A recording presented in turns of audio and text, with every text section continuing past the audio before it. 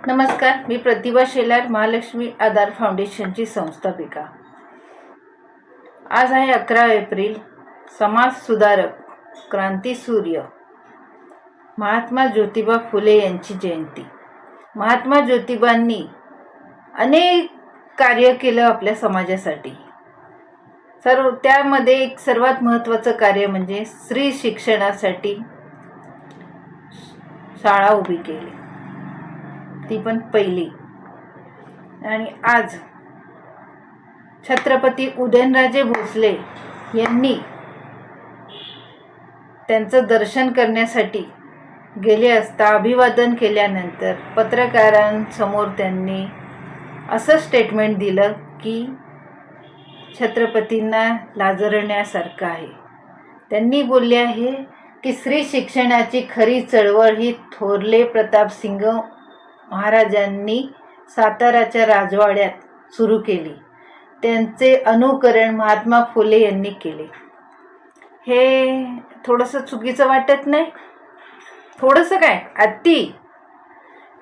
माझं उदयनराजे यांना सांगणं आहे की तुम्ही घरातून जेव्हा बाहेर निघता तेव्हा इतिहास वाचून निघत जावा, संविधान वाचून निघत जावा। सत्य काय आहे, खरं काय आहे, संविधानात काय आहे आणि प्रत्येकाने कोणतं कार्य केलं आहे त्याची माहिती स्वतः घ्या आणि मगच बाहेर निघा। आणि तेव्हाच कोणतंही स्टेटमेंट पत्रकारांसमोर देत जावा। तुमच्या अशा स्टेटमेंटमुळे समाजामधले बांधव दुखी होतात, हे चुकीचं आहे। तुम्ही इतके मोठे थोर आहात, छत्रपती शिवाजी महाराजांचे वंशज, आम्ही तुमचा आदर करतो, महाराज म्हणूनच आदर करतो।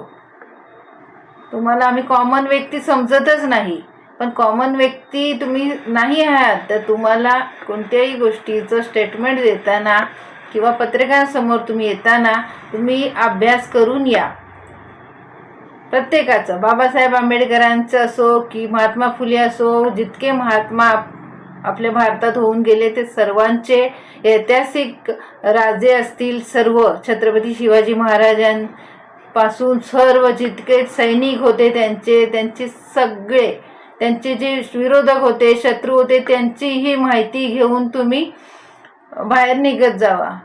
आणि जेव्हा कोणताही पत्रकार तुम्हाला काय विचारत असेल तर त्याची माहिती देताना तुम्ही चुकीची माहिती देऊ नका। पहिला अभ्यास करा,